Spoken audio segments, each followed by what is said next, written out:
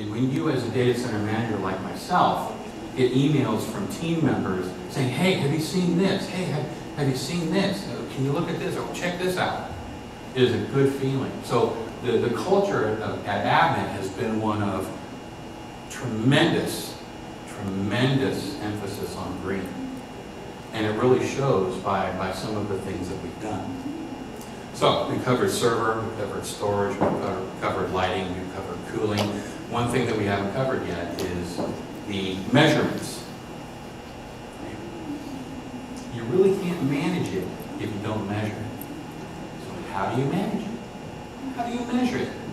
We've taken a number of approaches. Number one, we brought in CA Echometer, a product that allows you to manage or measure, get benchmarks and PUEs off of your infrastructure. Real-time monitoring, real-time numbers that you can pull. Okay. Vigilant, trend point. We implemented those as well. Different, but similar, in that they allow us to control the infrastructure. All of that being said, it allows us to manage and know what our baselines are so that we can target areas. One of the nice things I'm going to mention about Vigilant is the software. Now the data center is full of sensors now. We've had to put sensors throughout the data center. And it gives us key statistical readings, top of rack, bottom of rack, throughout the rows. So we can actually see real-time airflows. So we know where to adjust tiles. We know where to make changes to affect the best cooling we possibly can in the data center. So those are a number of things that we've done with respect to management. I think at this point, I think I'm done. So if there are questions, I'd be happy to answer them. Yes?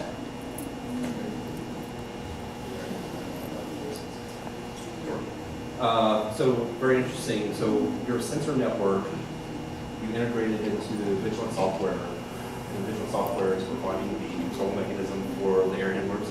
Vigilant is the control mechanism. However, we have integrated with Emerson Precisely. Okay. And is the controls using the sensor data to make decisions on? Yes, it is. And so how are you handling things like the zones of influence or groups of sensors within the raised floor? Which air handlers are being controlled by which groups of sensors, right? Yes, and what's really nice, and you know, we're touting Vigilant here. The software has allowed us to basically it does itself. It has algorithms that basically looks at the infrastructure of the data center that's fully mapped out, and the software looks at every single tile, every single grid, every single sensor, and determines the influence of each individual crack unit. So when we first installed it, the software went through a routine where it would, and it was interesting, it would turn off crack units, turn on crack units, turn on crack units, turn off crack units, until it saw from a topography and from a data, from a sensor perspective, what crack unit in the data center affected what area in the data center.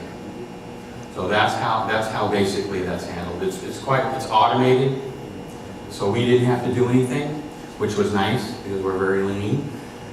It basically handled it through the software. Did that answer your question? Okay. What else? Are you done? Is this the last thing you're going to be doing, or is this just the beginning? We're never done. You know, what we're looking at now, and this was a CRE initiative. Actually, we participated. We did a number of studies in regard to photovoltaics. And over the years, I think I've done 5. And each year, I started probably 10 years ago, and the ROI was 20 years.